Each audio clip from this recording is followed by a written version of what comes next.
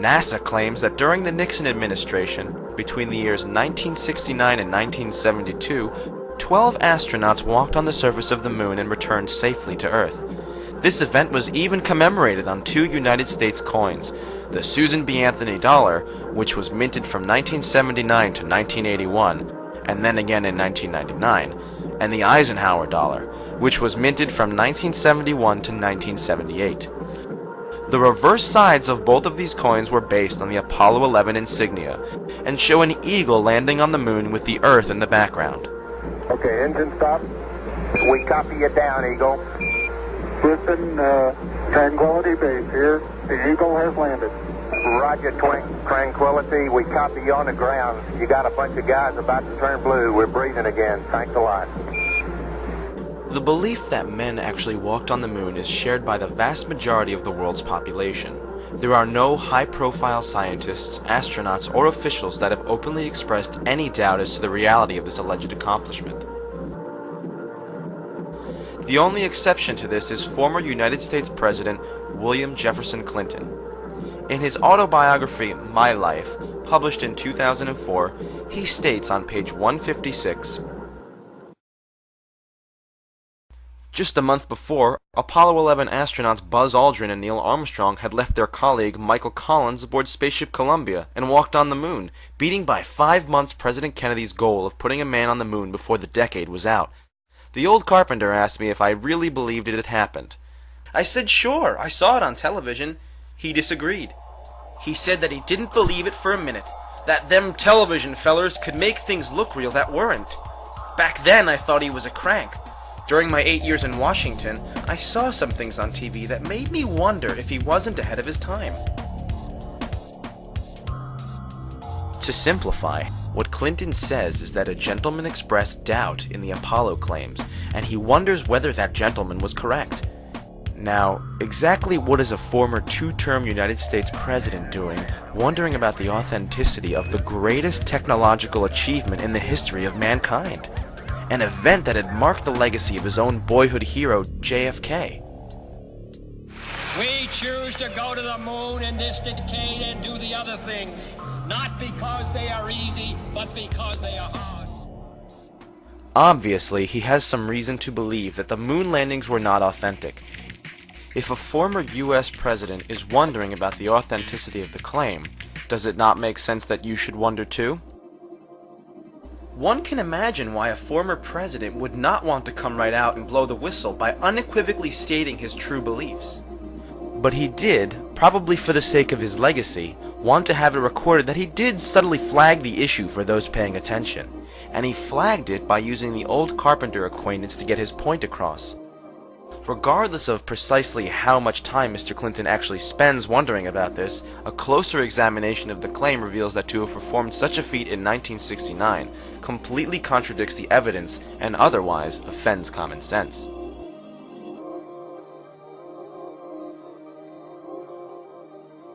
Stage pushed. Engine arm is destined. Okay, I'm going to get the pro. 99, proceeded. 3, 2, 1. Ignition. Right away, Houston. Checks are good. Ag start.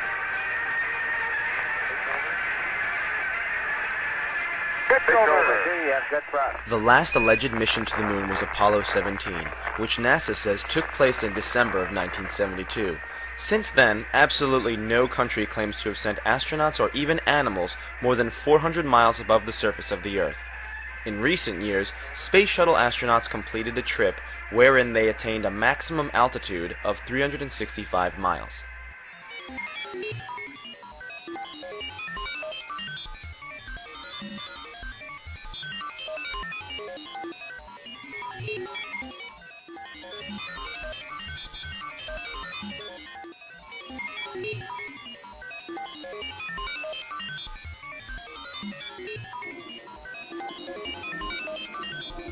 Normally, the Space Shuttle orbits at an altitude of approximately 200 miles from the Earth, the same orbit altitude of the International Space Station.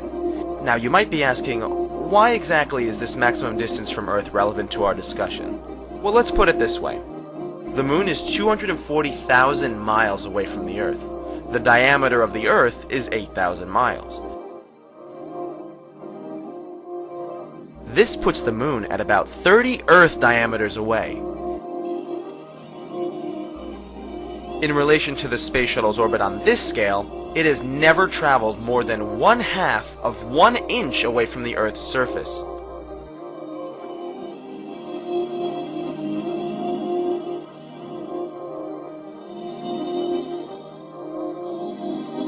Six, 5, 3 main engines up and burning, 2, 1, and liftoff. Just getting into orbit is no small feat, as is illustrated by the fact that in all of recorded history, only 3 countries, the United States, China, and Russia, have been able to put a human just into orbit and never being more than 400 miles from Earth.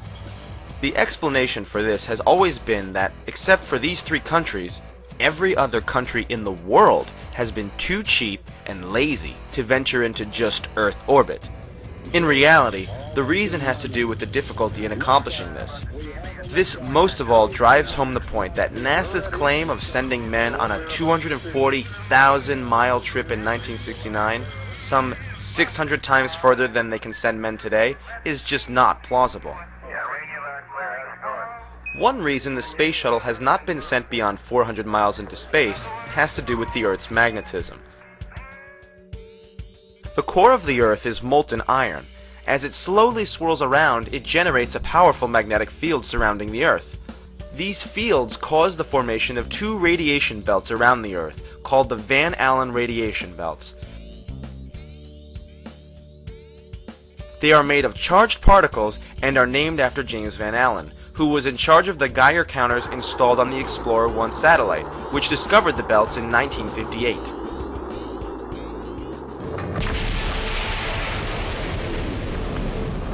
These belts are formed by trapped charged particles. The magnetic field traps these particles that originate from the Sun. They then spiral around the lines of the Earth's magnetic field, going back and forth between magnetic poles. As pointed out by Ralph Renee, author of NASA Mooned America, Dr. James Van Allen published an article in the March 1959 issue of Scientific American that described the danger in traveling through these belts.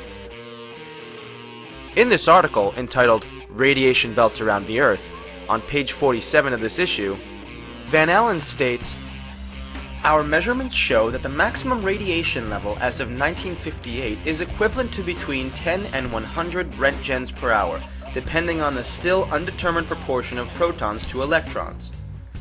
Since a human being exposed for 2 days to even 10 Roentgens would have only an even chance of survival, the radiation belts obviously present an obstacle to spaceflight.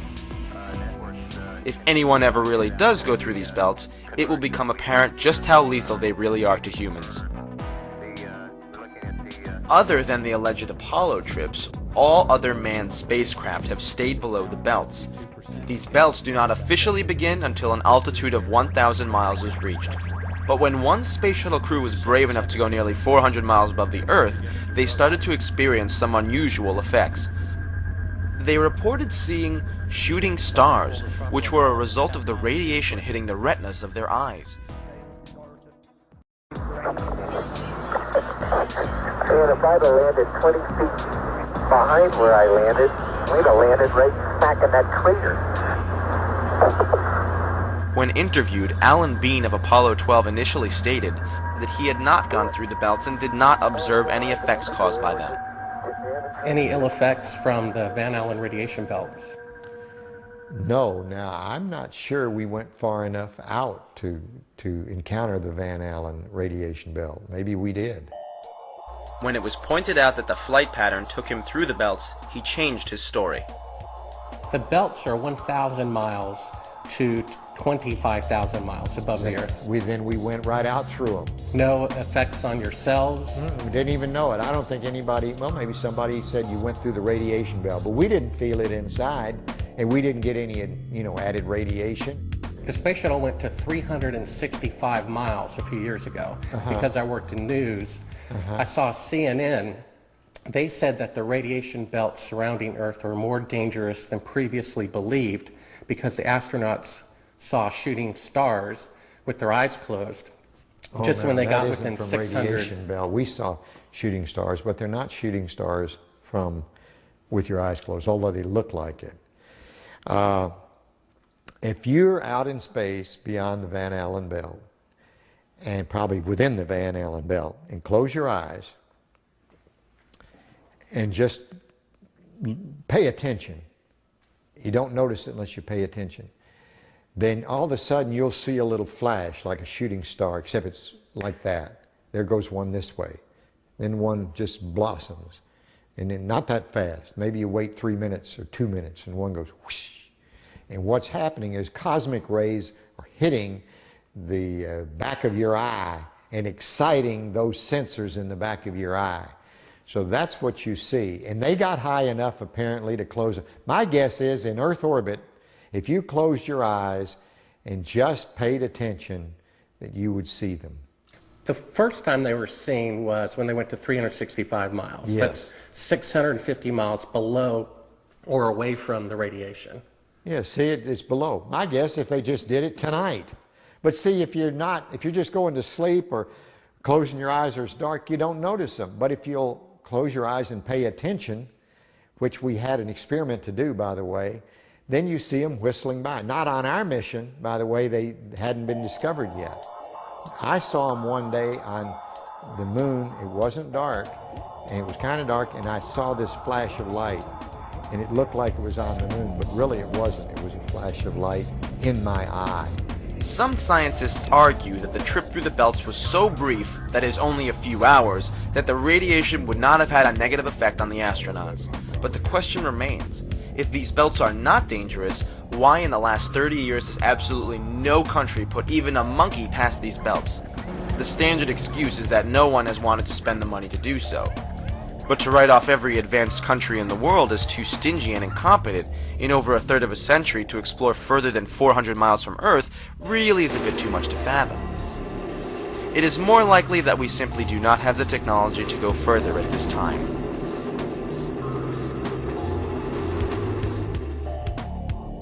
Try to imagine the flight pattern of the Apollo moon missions.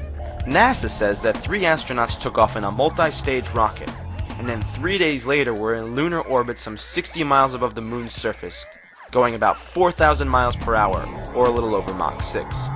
Then, the spacecraft separated into 2 modules. One astronaut stayed in lunar orbit in the CSM. The other 2 flew down to the surface of the moon in the lunar module.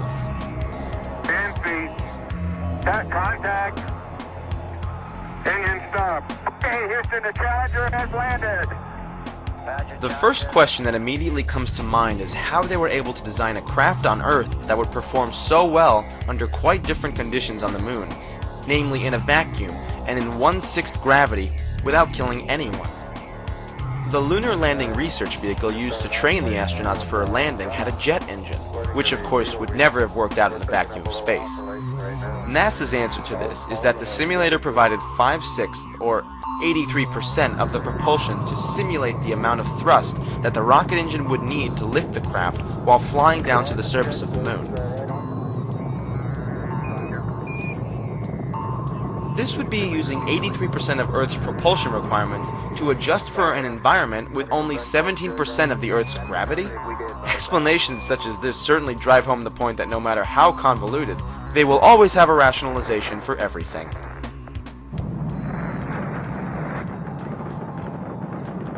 After supposedly landing on the moon during Apollo 17, 2 astronauts allegedly spent 3 days there.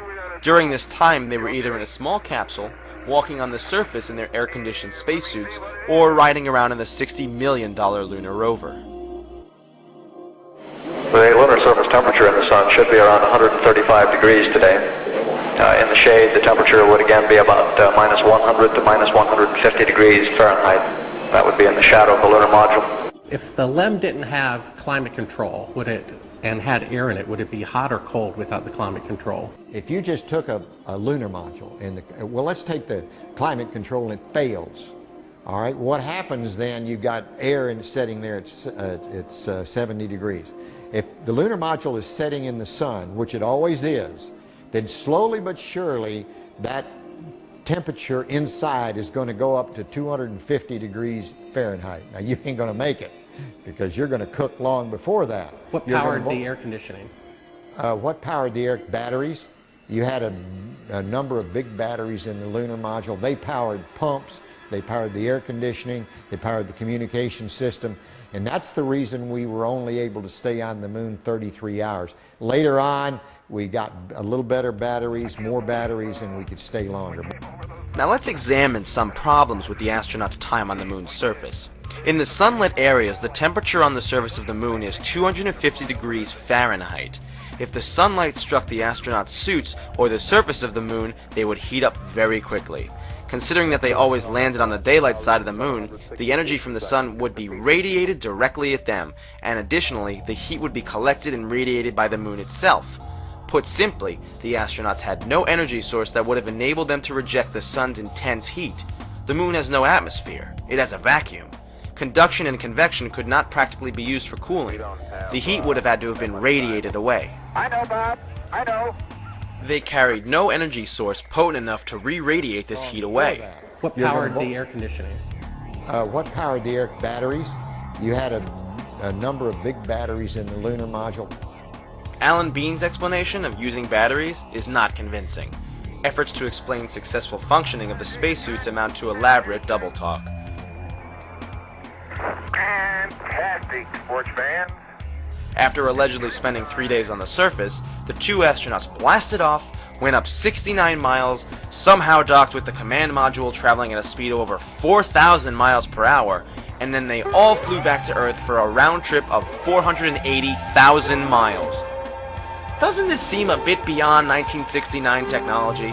How can this be explained as anything other than an accomplishment beyond belief? So what purpose would it serve to contrive such an elaborate hoax? Let's take a brief look at the events leading up to the American space race. After the Russians thoroughly spooked America in 1957 with the launching of Sputnik, citizens were in fear that the USSR would soon be able to drop an atomic bomb on the United States from orbit. What could be done to avert such a disaster? And to what lengths would the United States government go to ensure national security? The Soviet Union has launched a second Earth satellite. Gets the American people alarmed that a foreign country, especially an enemy country, can do this, and we fear this. Man had his first great success in space when the Russians pushed a man across the threshold. He was Yuri Gagarin, the astronaut the Russians lionized as the first to orbit the Earth. It was the propaganda coup of the year. After the Russian flight, U.S. plans were accelerated. Commander Alan B. Shepard was sent into suborbital flight.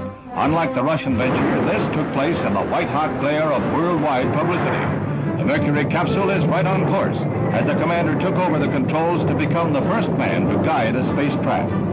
As the tension increasingly rose between the world's two dominant post-war powers, the space race went into high gear, with Kennedy promising in 1961 to put a man on the moon by the end of the decade. We choose to go to the moon. We choose to go to the moon. We choose to go to the moon in this decade and do the other thing. Not because they are easy, but because they are hard. Of course, the United States would spare no expense to hold off an attack from space by the USSR. What countermeasures were at their disposal? Could they not simply stage a moon landing as an elaborate form of propaganda against Russia, while emboldening U.S. morale?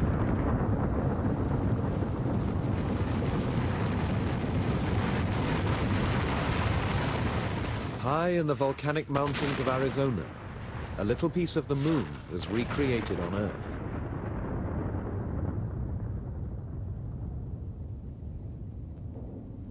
This field of craters seen from the air precisely matches a view of the Sea of Tranquility on the moon.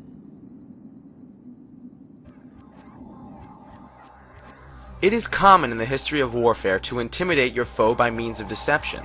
For example, during World War II, the Allies placed inflatable tanks on the battlefield to make the enemy think they were confronting a more formidable foe. One could say that the Apollo bluff worked, as there never was a nuclear war. Yet, no one has ever come forward and actually admitted to this deception long after the Cold War hostilities have ceased. I don't care what you say. I went to the moon and back, and everyone that's a scientist knows it. Now, if you want to not believe it, it's okay, you know? It's okay. It's a better story. It just happens to be a lie, that's all. I probably would have done what the other 6 did, because I'm just as stubborn as anybody else. I said, I don't need to prove to you that I went to the moon. I know I went. Well, I know for a fact you didn't walk on the moon. I've seen the footage. That's fine. It's okay if you know it. Do you understand that? You can have any opinion you want. That's what's wonderful about this country. You can believe anything you want. And it's okay with me, for sure. Right. The most common question asked is how so many people could have been kept quiet about it. One wonders too why the astronauts would go along with such an elaborate hoax. To answer this question, we must all return to World War II Germany. Under Adolf Hitler's leadership, a Nazi war criminal named Werner von Braun built thousands of V-2 rockets through slave labor that were launched against London. Once the rockets are up, who cares where they come down? That's not my department, says Werner von Braun. Some have harsh words for this man of renown, but some think our attitude should be one of gratitude, like the widows and cripples in old London town, who owe their large pensions to Werner von Braun. After the war, the Soviets and the Americans divided up the rocket technology. The Americans brought home over 100 top Nazi propulsion specialists, including their leading rocket scientist, von Braun. Say rather that he's apolitical. Since most people wanted to come live in America, the Soviet Union was given most of the hardware, which, to a large degree, contributed to their victory with Sputnik. In German or English, I know how to count down. And I'm learning Chinese, says Werner von Braun. By 1961, Nazi rocket scientists such as von Braun maintained a close relationship with President John F. Kennedy as he moved to fulfill his promise to land Americans on the moon before the end of 1969.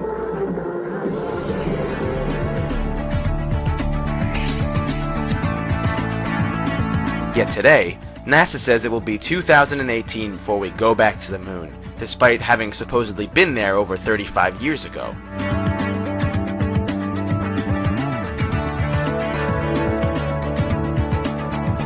It is time for America to take the next steps. Today I announce a new plan to explore space and extend a human presence across our solar system. We will begin the effort quickly, using existing programs and personnel. We'll make steady progress. One mission, one voyage, one landing at a time.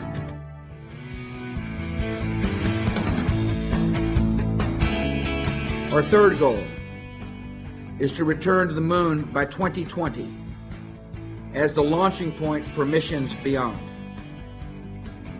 Beginning no later than 2008, we will send a series of robotic missions to the lunar surface to research and prepare for future human exploration. Using the Crew Exploration Vehicle, we will undertake extended human missions to the moon as early as 2015, with the goal of living and working there for increasingly extended periods of time. Would we ever consider it reasonable if there were a 40-year span between the first and second trips across the Atlantic Ocean? Why such a late date? In 1953, von Braun wrote a book on how to get to the moon, titled Conquest of the Moon. On page 14 of his book, he states, "It is commonly believed that man will fly directly from the Earth to the moon, but to do this, we would require a vehicle of such gigantic proportions that it would prove an economic impossibility. It would have to develop sufficient speed to penetrate the atmosphere and overcome the Earth's gravity, and, having traveled all the way to the moon, it must still have enough fuel to land safely and make the return trip to Earth. Furthermore, in order to give the expedition a margin of safety, we would not use one ship alone, but a minimum of 3. Calculations have been carefully worked out on the type of vehicle we would need for the non-stop flight from the Earth to the moon in return. The figures speak for themselves. Each rocket ship would be taller than New York's Empire State Building, 1,250 feet, and weigh about 10 times the tonnage of the Queen Mary, or some 800,000 tons. The Apollo program's three-stage Saturn V was only 3,000 tons. The Saturn V was 266 times smaller than it had to be.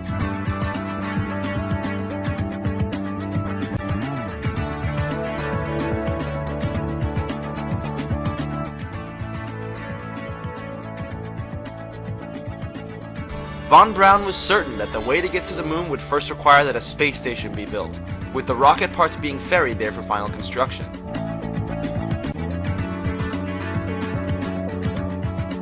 Our first goal is to complete the International Space Station by 2010. We will finish what we have started. We will meet our obligations to our 15 international partners on this project. We will focus our future research aboard the station on the long-term effects of space travel on human biology. Research on board the station and here on Earth will help us better understand and overcome the obstacles that limit exploration. Through these efforts, we will develop the skills and techniques necessary to sustain further space exploration. The constructed vehicle would then launch from the Earth's orbit rather than its surface. The Saturn V used only 3 fuels: liquid oxygen and kerosene in the first stage, and liquid oxygen and hydrogen in the upper stages. No exotic new fuels were invented to bring down the fuel requirement. Also, the Space Shuttle has 30% less mass at liftoff than did the Saturn V. We have ignition and liftoff of Atlantis and the Galileo spacecraft bound for Jupiter. Yet has never attempted to travel beyond the 400-mile altitude. With Kennedy's promise, the space race was in full swing. Yet it became apparent in the mid-60s that there was absolutely no way anything of the sort was going to happen. Following in Commander Shepard's star-studded footsteps came Captain Virgil Grissom.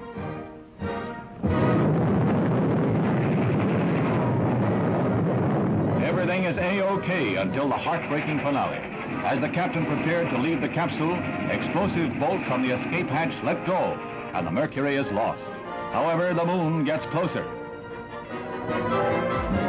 The leading astronaut of the day, Gus Grissom, was slated to be the first man to walk on the moon.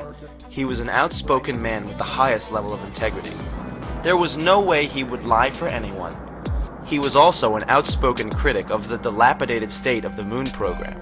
Just before he died, he hung a lemon on the capsule and held a press conference in which he pointed out the sad state of the program.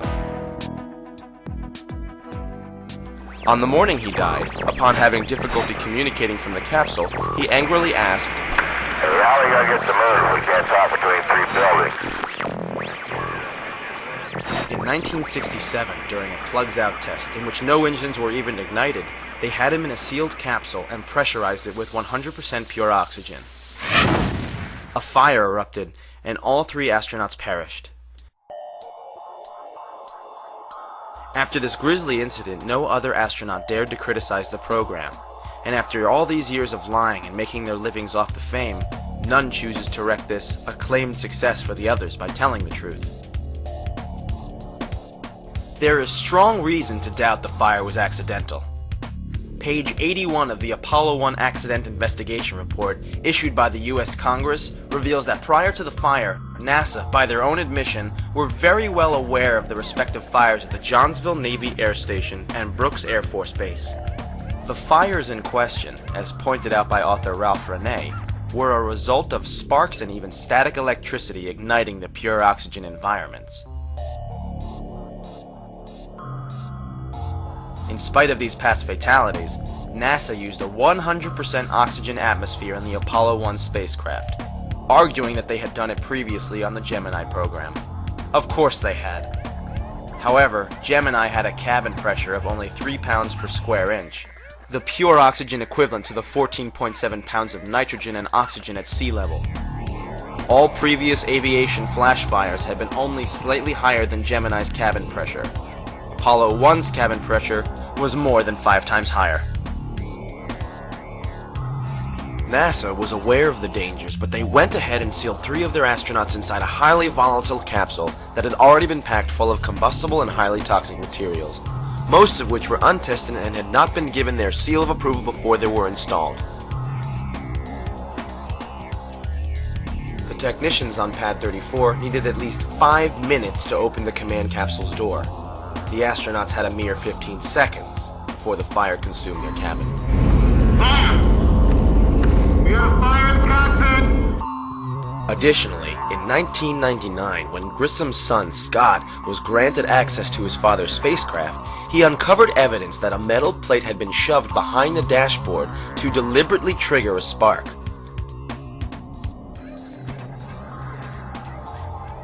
Keep in mind that many of these scientists were war criminals imported from Hitler's Germany. One should not be surprised that such horrors could occur when one considers that these Nazis helped perpetuate the cruelest, most brutal atrocity that has ever taken place in the history of mankind. Also, the behavior of the astronauts upon their return to Earth is highly suspicious. Armstrong, Collins, and Aldrin were made to sit and brief the press for nearly an hour and a half. At times, all three men exhibited a type of disinterest or absconding emotion, not to mention outright lying. The most obvious error was in an answer given by Collins. The astronauts were asked if they could see stars from the surface of the moon. Armstrong answered, "I don't recall." Then Collins, in an attempt to cover for Neil's mistake, and remembering his equal communal experience of sharing the capsule in Earth orbit for 8 days with his crewmates, blurted out, "I don't remember seeing any." I have two brief questions I'd like to ask, if I may. When you were carrying out that incredible moonwalk, did you find that the surface was equally firm anywhere, or were there harder and softer spots that you could detect? And secondly, when you looked up at the sky, could you actually see the stars and the solar corona in spite of the glare? The first part of your question, the surface did vary in its thickness of penetration. One must be quite cautious in moving around in this rough terrain. We were never able to see stars from the lunar surface or on the daylight side of the moon by eye without looking through the optics. I don't recall during the period of time that we were photographing the solar corona what stars we could see. I don't remember seeing any. We were never able to see stars from the lunar surface or on the daylight side of the moon by eye without looking through the optics. I don't recall during the period of time that we were photographing the solar corona what stars we could see. I don't remember seeing any. Neil, transcripts published later attributed his remark to Aldrin, who was supposed to have been there on the surface. This was done, no doubt, to throw off most, who had only had an altered transcript and not a film copy of the entire press conference. I know there's a lot of scientists from a number of countries standing by to see the lunar samples, and we thought you'd be interested in seeing that they really are here. What about the moon rocks, the laser reflector discs, and the photographs of the astronauts on the moon? The Apollo samples are not rocks gathered during moonwalks. They are, in fact, meteorites that were specifically gathered on Earth by von Braun himself before the moon landing ever took place. After Kennedy declared that we would land on the moon by the end of the decade, the race to the moon was in full force. So why would von Braun, who was supposed to be working feverishly on the Saturn V rocket, need to go to Antarctica?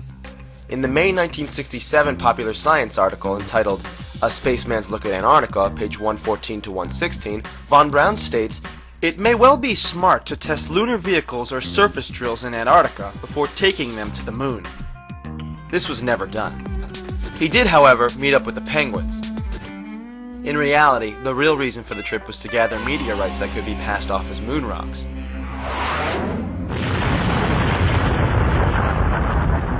Some meteorites that actually originated from the moon can be found on Earth, as they can be expelled from the moon during meteor crashes.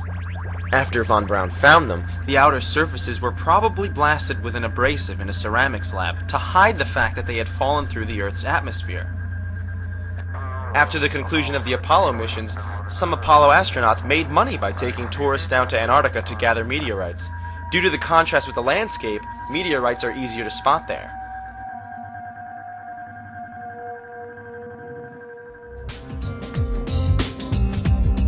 But it's evidence the astronauts left behind and not what they brought back, that may offer the clinching proof. Each successful moon mission set up a range of experiments. More than 30 years after Apollo 11, one of them continues to operate, the Lunar Laser Ranger. There were two major experiments. One was a series of corner reflectors to reflect laser beams from the Earth sent to the moon that then, because of the geometry of these corner reflectors, would send the beam back in exactly the direction that it came from. High up in the Davis Mountain Range, the McDonald Observatory in Texas continues to gather information from the experiment. In 33 years, no one has showed up. No one has come and talked to us. Jerry Wyatt would welcome a visit from the conspiracy theorists. Since 1969, his team has been firing a laser beam at the experiment an average of 240 times a year. And of course, at Apollo 11 site is where the United States placed its first lunar retro package. So we fire laser at this spot and three others on the moon. Now he's turned the laser on. In a few seconds, you'll see the splash. The laser hits the reflector on the moon's surface and bounces back as a series of pulses invisible to the human eye. By measuring the time it takes for each laser pulse to return, scientists gather key information about the Earth's position in the solar system.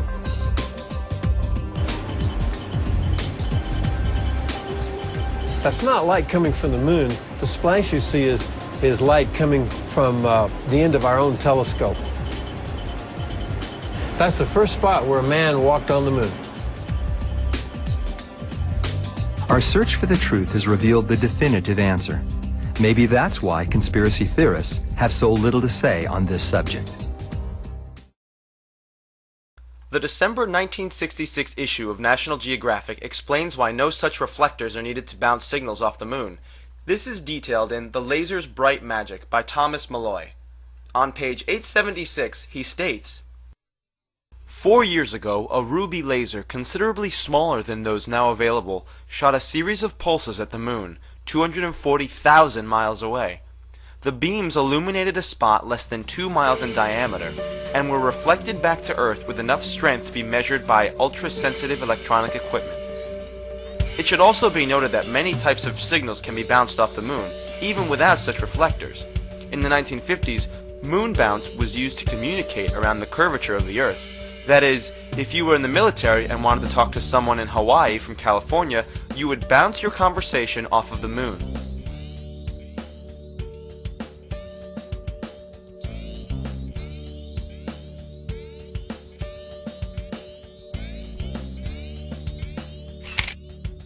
The photographs also fail under critical analysis. There are flags waving in the wind even though the moon exists in a vacuum, and astronauts that cannot jump more than 6 inches high on the first mission, when the gravity is only 1/6 that of Earth's. But just the sheer perfection of the setups and appearances of the photos is enough to make you wonder whether they were shot in a studio. There is no fog on the film from immense temperature variation, no discoloration from radiation, no lightning streaks from micrometeoroids passing by. Other anomalies include photos that seem to be taken using artificial light.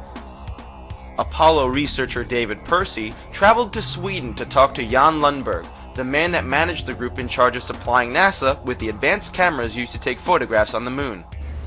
Hasselblad in Sweden was the NASA-appointed manufacturer of a camera capable of functioning on the lunar surface, and Jan Lundberg was the project engineer responsible for building the camera. Originally, NASA made all the alterations themselves. Then they presented what they had done to us and asked, can you do this? And we said, yes, we can, and we can do it better. So what does Hasselblad have to say about this classic Aldrin picture? Does it look to Jan Lundberg as though the subject was lit? Yes, it seems like he's standing in the spotlight. And I can't explain that. That escapes me. Why? So maybe you have to find Armstrong and ask him. And how exactly did they pan the camera up to film the liftoff of the ascent module on Apollo 17? How do you think we took the pictures of the liftoff on Apollo 17 with a television camera? How do you think we missed them on Apollo 16 because of the time delay? By the time the guy sent the signal, it was gone and the camera couldn't track fast enough. So on 17 he sent the signal a second and a half or 3/4 of a second earlier so that the camera got the signal and we were... How do you think that happened?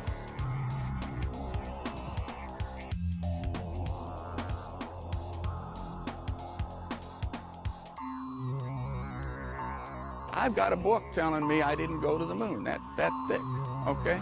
There's a book there when you can't see stars in the daytime and the shadows interact with. I don't give a damn about all that. Remember too, while the thousands of NASA employees did help them achieve Earth orbit, beyond that, all information fed to the press and public was from the government, and there was no independent reporting. It's one small step for man, one giant leap for mankind. But is there a smoking gun? Yes, there is. It has to do with the camera shots of the Earth. Hello, Apollo 11. Houston, Goldstone says that the TV looks great. Over.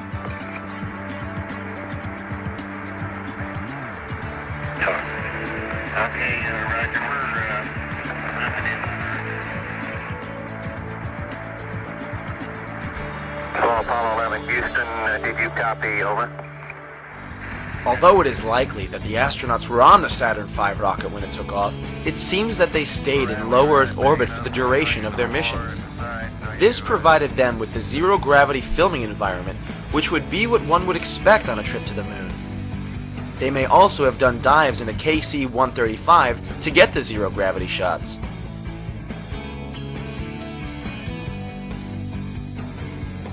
Yet there is one segment that clearly shows the behind-the-scenes chicanery that is going on.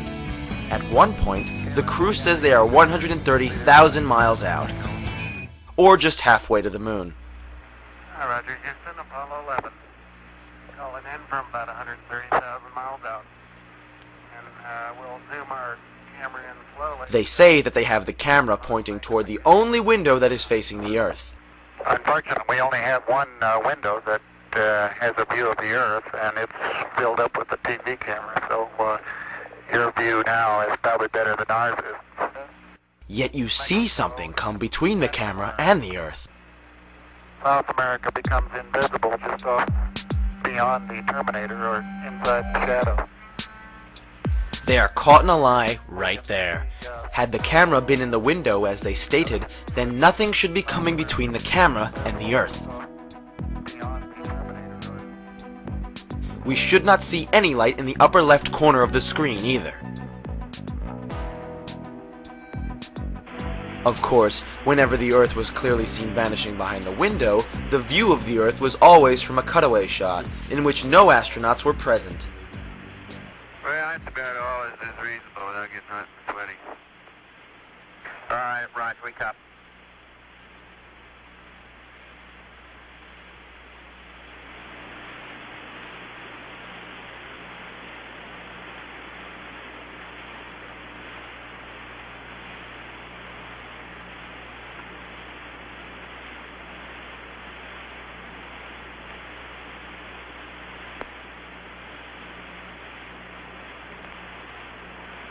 In this circumstance, it was probably a globe on the outside of a mock command capsule in a studio environment. But in this other video, it is easy to see how a different method of trick photography was used. They had placed a transparency over the window to make the window look like the Earth. You can actually see a corner of this transparency pulled away from the window when the lights come on. Can't quite make out who that is.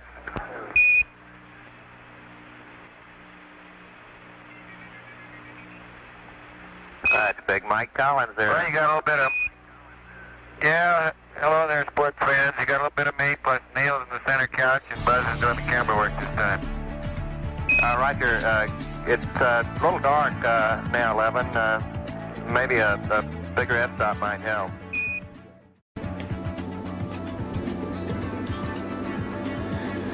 This is, what is this? Oh, this is a shot from 130,000 miles out. I guess it's from approaching. It's from approaching the moon, looking back at the Earth. Now, I've seen this on a couple of flights. Was this something that you got? Although this is from Apollo 11, did you shoot a shot of the Earth like this? So you had a TV camera in the spacecraft. That's correct. And this is, I guess, the Earth zoomed in at a distance. Yep, seems they to get be. shot a little bit halfway to the moon. Now it's kind of, now I guess the cloud cover looks. That's what you're looking at. Now what is that right there? What is what? There's like an arm. It looks like hair on an arm getting in front of the window. Maybe somebody got their arm in front of it. Now I thought that was the arm of God moving across the Earth. I couldn't quite figure that out. I suspect that was the edge of the window, more than likely, that they were shooting at. What did the Earth look like from a great distance? There it is like again, that. 130,000 miles out. About like that. So it's pretty small at the distance of the moon? Yes, but I think the better images are the Hasselblad images that have been taken on every flight and are the most published pictures in the history of the world. What is that in the top left? If that's the Earth, is that like another spacecraft? No. That, I have no idea what that is. It's some aberration on the film of some sort. Oh, those are shadows, I think. Or reflections, probably reflections that are just reflecting. Run that back again so we get another shot of it. If you're going to press me on this, I'm not going to talk to you anymore because I won't pursue this. All of this attempt to say the Apollo programs were fake is just sheer nonsense. And you can talk till hell freezes over and you're wrong. Okay? Well, would you affirm? I won't continue on this line. Okay, turn off the camera. Your interview is done. I've given you all the time I'm going to give you. Okie dokie. It's good to meet you. I don't say it's a pleasure. Understand. Please get your ass out of my house. Okay. And you came here under false pretenses, and I think you're an asshole. Well, and if you continue this, and if you press us, I will personally take you to court. I hope that you do. I invite you to. I'm going to give you my card so you can arrange that. And I'm encouraging you to arrange. You're frankly not worth it. No, we have you on the record saying you'll take me to court. I hope you do. Because we have proof that would prove it in a court of law that Apollo 11 didn't go to the moon. And I think it's something that you should see. I don't say that lightly, believe me. I don't say it lightly. You have joking, sir. People can have fun. And maybe do that if they feel like they want to have a little fun on a trip to the moon. As an independent producer, okay, we're heading out. Doing that is against moral ethics. Lying about going to the moon is a satanic lie of gigantic proportions. I don't hit people, but you're going to be on the deck unless you... Well, I'm heading out. I appreciate it. And get the hell out of my house. You ever get a gun and shoot them at them before they get out of the office? We have a video camera running if you want to do it. Right. That would be great footage for us.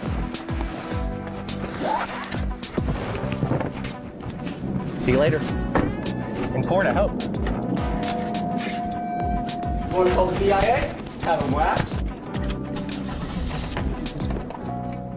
So I'm prompting you That with is why they wanted the interior. You believe in UFOs? You believe we've been visited by? Well, why do you want to believe this? I know for a fact. We've had this analyzed, and this is the window, and you're stated by an atomic clock at the Goldstone tracking station, which is on the tape. Well, you're talking to the wrong guy. Why don't you talk to the administrator at NASA? We're passengers. We're guys going on a flight. We're not. I know for a fact. You really like attention, don't you? You're the one who said you walked on the moon when you didn't. Calling the kettle black, if I ever thought of it. Saying I misrepresented myself. Away from me. You're a coward and a liar and a thief.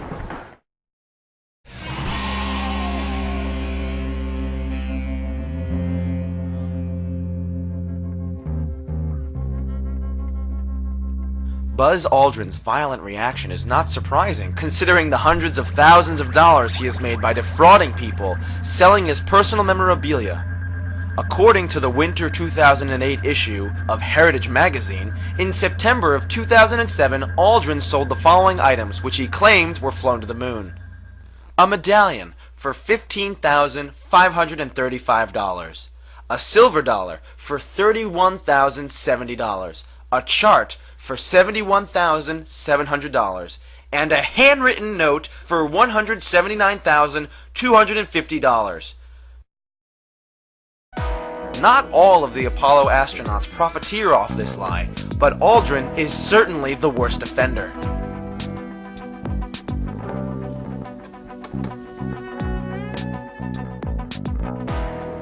Mr. Armstrong, Bart Sibrel, ABC Digital. Wanted to give you the opportunity to swear on the Bible that you walked on the moon.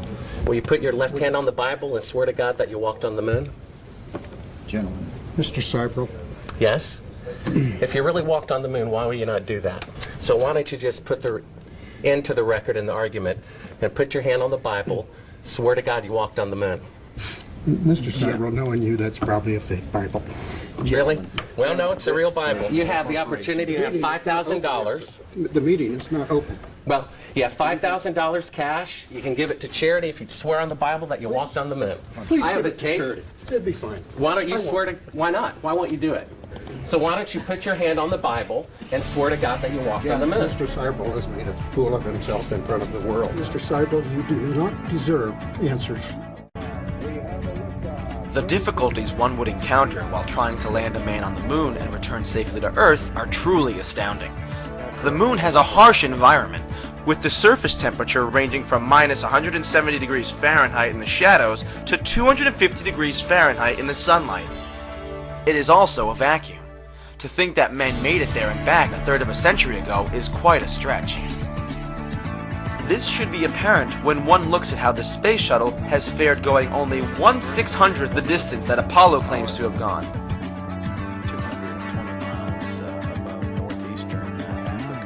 After 3 men died in the capsule during the simulation in 1967, it was just 2 years later that men were walking around on the moon.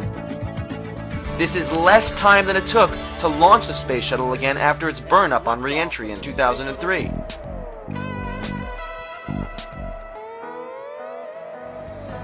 To win the X Prize, a private company had to fly a light craft to an altitude of 62 miles. This is just under the distance that the ascent module had to fly to reach the command module from the surface of the moon.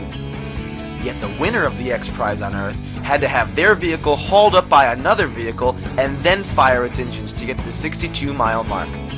This should give you an idea of how difficult it is to just go 62 miles high, even with today's technology.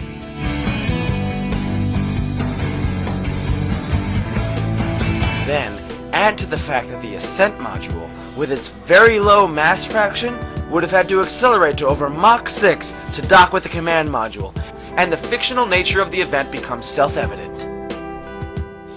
It is just outright unscientific and pathological to accept the moon landing claim given the total lack of confirmation and inability to duplicate anything that even slightly approaches the alleged events of 1969.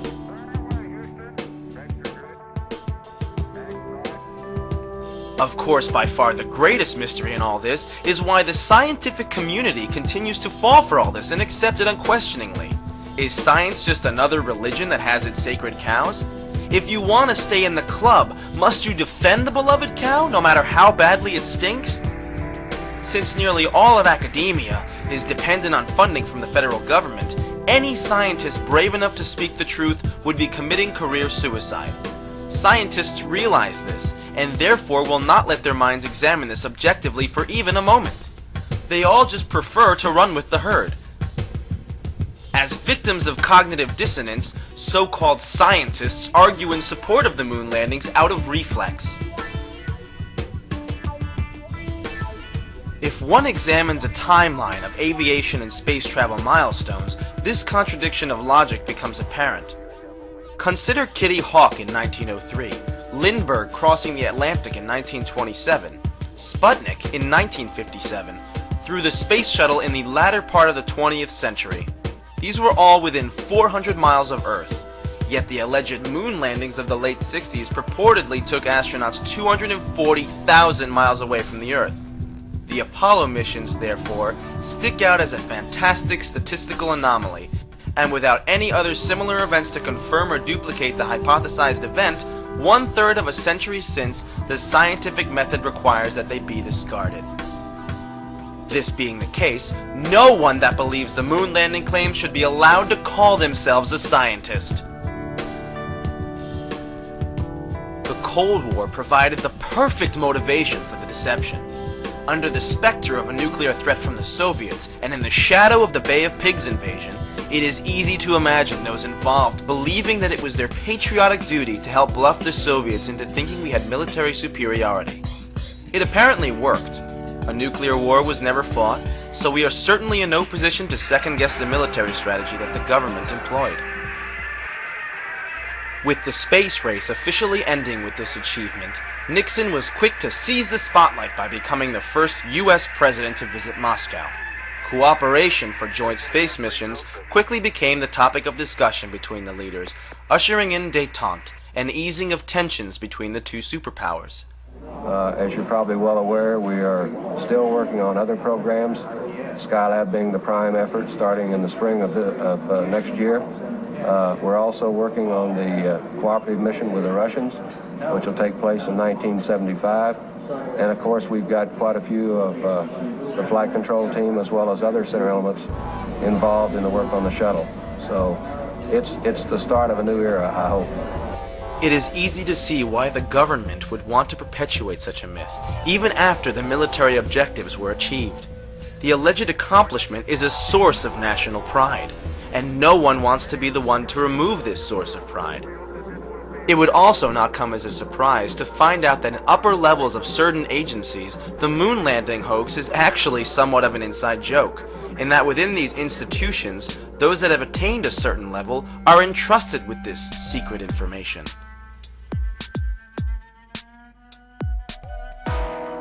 Considering the difficulties attendant in such a trip, one thing is for sure. When the first person actually arrives on the moon someday, they will have bought themselves a one-way ticket. An exploratory voyage of this magnitude does not lend itself so easily to a return.